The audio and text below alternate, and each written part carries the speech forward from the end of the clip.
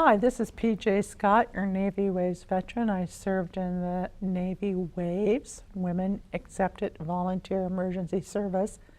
I think they dropped that name around 76, 77, but I joined the Waves and I'm sticking to that. Thank you for joining us on Veterans Forum. Today we have an Air Force veteran who I believe he retired. We'll find out for sure in a few moments. But we're here to talk today about World War I veterans. Veterans Day has its roots in Armistice Day, as many of you know. And we didn't refer to them necessarily as World War I veterans prior to World War II because they were just veterans of the Great War to end all wars. Gee, that was a great campaign speech, but as we know, there wasn't an ounce of truth to it. But nonetheless, I have a picture here of one of my World War I vets on my husband's side of the family. His grandfather did come back from France, but he was basically, I think, on a hospital ship when he came back because he'd had a major dose of mustard gas, and he lived, another 16, 18 years. He passed away in the 30s. It was very corrosive, and it was not a pleasant way to die in your bed by any means. And here's another picture of Charlie Koch, my stepfather's dad, who was a World War I veteran. He did not go to Europe, but he used his service helping vets, wounded vets, returning periodically from the war to get them to the hospitals that were near their hometown, because there was no veterans hospitals at the time. So he would get them on the train. He'd need help with some of these. Vets could be fairly wounded, so this took several men. But he was the man who stayed on the train to make sure they got delivered to the right hospital, right town, and saw to their needs as best as he could. I would imagine there were nurses and so forth on the train as well. So that was a big help to our men that were fighting in the field. And behind me is a picture, and I always tell people, write on the back of your pictures, because we don't know if this is James Dotson or Jack Dotson, because no one wrote on the back of the picture. They were brothers, very close together, and they both served in World War I, and I'm glad to report they both came home. Walt, welcome to Veterans Forum, and you have two family veterans of World War I, your father and an uncle. That's correct. Well, before we hop to them, you're a retired Lieutenant Colonel Air Force? I am, yes. Now tell us how you ended up in the Air Force. Well, I attended at land-grant college, the University of Nebraska, and in those days you had to have 2 years of ROTC if you were an able-bodied male. This was in the 50s? This was in the 50s. Uh-huh. And the Korea was still on when I started college, and it was just winding down. As a matter of fact, I think the armistice was signed about 6 months or so before I graduated in 1957. So there was still a big thrust of moving people around. And then I had decided I would go right on into the Air Force, and as luck would have it, why they said, oh, by the way, we're not going to need as many pilots as we thought we were going to need. Right. So you're going to have to sign up for 5 years instead of 3. Well, I'd already said, here I am, so I went ahead and signed up for 5 years, went to pilot training, and went on active duty in September of 1957. Stayed in active duty until November of '66 when I resigned, and then came out here and joined the California Air National Guard and stayed with them until 1977. Oh, okay, okay. Did you see any action at all during your time in service? Well, I was fortunate, or unfortunate, well, depends on how you want to look at it. My overseas tour started before Vietnam, and it was in Greenland. Oh, okay. So I got to see the polar bears and a lot of snow-capped peaks, snow-capped everything, right, for 1 year.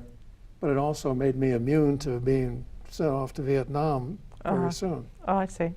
So most of my action was here in the United States, and also training. Right, So, right, right. and I was lucky enough to be able to stay in the cockpit for my entire career. Oh, good, Yeah. good, good. I'm sure your mom was very proud of you. Now let's talk about well, who do you want to speak about first, your uncle or your father?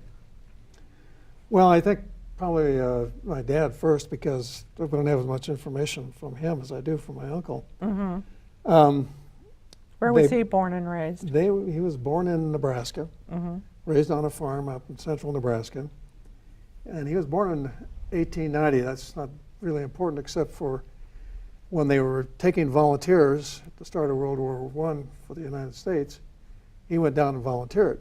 Mm-hmm. He was the oldest son of a farm family, Right. so he was exempt. He had to go down and volunteer, and which didn't make his younger brother too happy either. But anyway, he volunteered, and because he knew how to operate big, heavy machines, Mm-hmm. he ended up as a mechanic in the Army Air Corps. Oh, okay.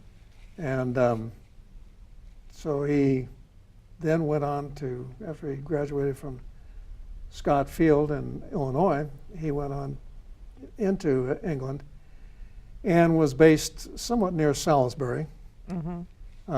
living in a pup tent in the winter, or living in a tent in the wintertime. And his health wasn't exactly what it should have been or what he claimed it was. Right.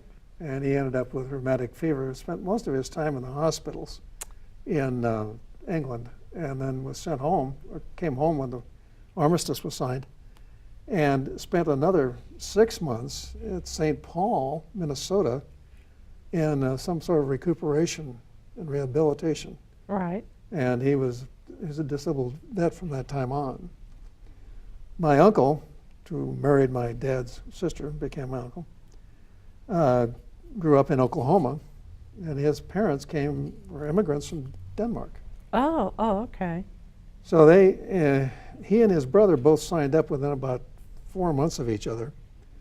And my uncle, who had one semester in college, apparently became a candidate for officers candidate school, but because he didn't have all the right requirements, he ended up as an NCO, and he left the country as a first sergeant. Okay. So And- do I assume that college did count for something for him to be a little higher ranking among the enlisted men? Apparently, but he was a pretty smart man. It also, so that if they ever had anything like a Right. aptitude testing or anything like that, he probably did pretty well on Uh-huh. it. But he chronicled everything he did, and I have here a little notebook he has, plus part of what somebody else transcribed from this. One of this. This thing Now, we covers assume- World War One. I'm assuming your father saw England and was sick, and that was pretty much his career. That was, yeah. Yeah, because that's he too didn't get to bad. England until about the winter of, probably 1918. Mm-hmm. And the armistice was in November of 1918. Right. The war for us started in April 1917, and the English and the French had been slogging it out from 1914. So, okay. So your uncle, on the other hand, sounds like he has a whole different experience than your He ended father. He ended up in the medical corps as, he also had graves and registration when he got over to Europe. But he ended up in the medical corps, and he was, his period of time on the boat was interesting because they took the train somehow. They ended up in New Jersey, Hoboken, New Jersey. And from there he went to, they marched into the docks at Hoboken, got on the boat at like about noon, and the Navy immediately put them all down below. Now, was this actually a Navy vessel, or was this what kind of Navy? Yeah, it was a Navy vessel. It had been for at least 2 or 3 months. It belonged to the to the National Fruit Company, and had been carrying bananas and other fruits out of South America into the East Coast. Right, right. His comments about the smell on board the airplane, or on board the boat, were a little cryptic, but it was the Navy had it figured out. There were 2 decks, and the Navy was on the upper deck, but that was also the mess hall. Oh. But the Navy, at night then, after the mess hall closed down, sailors would come out and hang their hammocks on the hooks that were on the wall. Oh, I see. Uh-huh. What were the hooks doing there? That's where they hung the bananas when they were Right, bringing yeah. them up out of South America. Right, right. And it was I hope they sprayed for spiders before all those guys got on board. I've heard horrible stories about spiders and bananas. I have no idea. He doesn't Yeah, mention that in here, yeah. but I would imagine that those that they didn't spray were stomped on because. Right, right. But they got on the boat, and first 5 days smooth sailing, nothing going. And then the next 4 days, rough seas. Mm-hmm. And then somebody from another convoy behind them said, we think we spotted a sub. So then they got into their battle gear. Oh, And battle gear for a soldier was, of course, his whole, everything he wore, plus his backpack and right, everything else. right. Which wouldn't help you if you were trying to swim and save yourself from Well, drowning. that was probably one of the things I thought about too. It was Yeah. But they pretty much had to stay that way from there on out, because once they got out of where they thought there might be a sub, then they got into what was called the war zone, and I don't know where that was, but it was about a week away from Brest in France, Mm-hmm. where they landed. And you think the ship smelled bad then when they got on? I hate to think what it smelled like when they got off, Right. because they all had to wear their field gear the whole time, including carry their canteens with them. Then Well, you know, those they called them U-boats, submarines for the Germans. They weren't called Nazis during World War I, No, so they don't were get called- those mixed up, people. During World War I, they were just Germans. Those were terrifying. I mean, those submarines that you can't see can just, in fact, that might have been one of the popular opinion that changed some people's mind about going to war, is because the Germans sunk the Lithuania. Look that up. I'm sure I'm not pronouncing that correct. But wasn't that a hospital ship, reported to be a hospital ship? I'm not sure, but it made big news. Look on Wikipedia. It can fill you in there. But yes, they were terrified of those U-boats. well, it had reason to, because they had Yeah. no way to battle them. They didn't have depth charges yet in those days. Right, right. But he got to France okay, and then got on, and he was in charge of hospital details, and they set up field hospitals. And he talks in this little book of his about setting up 5 more tents one day, and about 2 days later, 6 tents come down, and they moved around following the front. Mm-hmm. And they knew about an armistice along about the 8th of November. Oh, okay. And they all agreed, everybody, the powers that be, the politicians agreed on the 11th of November at 11 a.m. when it would be signed. But that didn't keep the combatants from throwing Right. arms at each other Yeah, all the still way up until killing the each 11th. other. Right, right, right. And my uncle had a younger brother who came from Oklahoma also, and had gone into the service. And he had a injury to a foot in boot camp, so he was a little behind my uncle. But he ended up there. And in this log he had, he came over and visited my uncle at the hospital. And what was his name? His name was Arnold, and my Okay. uncle's name was Orl. Okay. Very good Danish names, but we Right. don't see them. And the spelling was different too, Orrill. Okay. Rasmussen is a fairly common Danish name. Yeah, it is. Right. So anyway, he left on the 25th of October of 1918. And about 2 weeks later, my uncle got the cable that he had been killed on the 26th. Oh my God! In fact, don't you have a Now, this is postcard a here? well, I've got the postcard, but I've also got a postcard from the uncle's brother back in late 1917. And Well, go ahead and read that, because that's well, I pretty said, dear short. brother, I went to Oklahoma City yesterday, but they thought my toe needed about another week rest, so they sent me home for a week. Home would have been in the middle of Oklahoma. Mm-hmm. So write me here at Hennessy, which is where his home was, and I will answer again. But anyway, they got together in in France, one day before his brother was shot. That happens to be a headstone that is in Hennessy, Oklahoma, although I think he is still buried in, probably still buried in France. You know, that's not uncommon that back in those days, can you imagine the post-mortem and all it takes for a mortician? You could not have decaying bodies to go on a ship for weeks to get home and get buried. No. It just would not have been hygienic at all. So this is why there's lots of military graveyards all over Europe from both World War I and World War II. But the family will frequently, particularly if they have a family plot, mention that loved one's life. I've been to cemeteries where they're not buried there, but for the family and descendants who may visit a family graveyard years later would possibly know nothing about this particular ancestor if there wasn't a headstone there. So that's really not as unusual as what some folks might think. Well, so he saw him one day and he was shot the next. Gee, what a shock. He was being very stoic, though. He just said they got the cable about it. And there's nothing in here, I think, mourning or anything else. He was sick before that. He got the message. But then there's a gap of about 18 days sometime in January. And then he starts writing again. And they were, as I said, they stayed in France until April of 1919. He did, anyway. Right. Because he was on the cleanup deal. One of the things he got was graves and registration also. Right, right. So, it was a different war for him. Yes. And it was a different war for my father, too, because he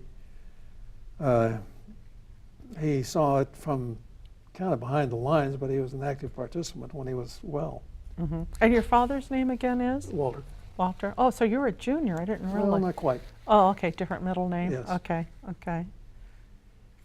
So it was quite a revelation to me to get this, and this just came to me this year from another cousin who lives back in Nebraska, where the family was at that time, and I just finally got wading through it here a couple of days ago when I talked to you about it. But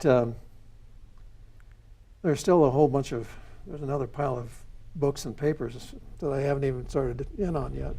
You know, it sounds like you need a New Year's resolution, and the project would be to type all this out and send a copy to each one of your children, because I can share a little story. When I was going to Stanislaus State University years ago, the Ladies of the Confederacy had were giving out grants to everyone who could name their Confederate soldier. You had to know their name, place of birth, and there were some criteria there. Well, my mother is a Virginian Southern Belle, and I knew we had quite a few. I was figuring on getting about $2,500, you know. But she didn't have the information, her sister did. Long story short, I didn't get the information soon enough.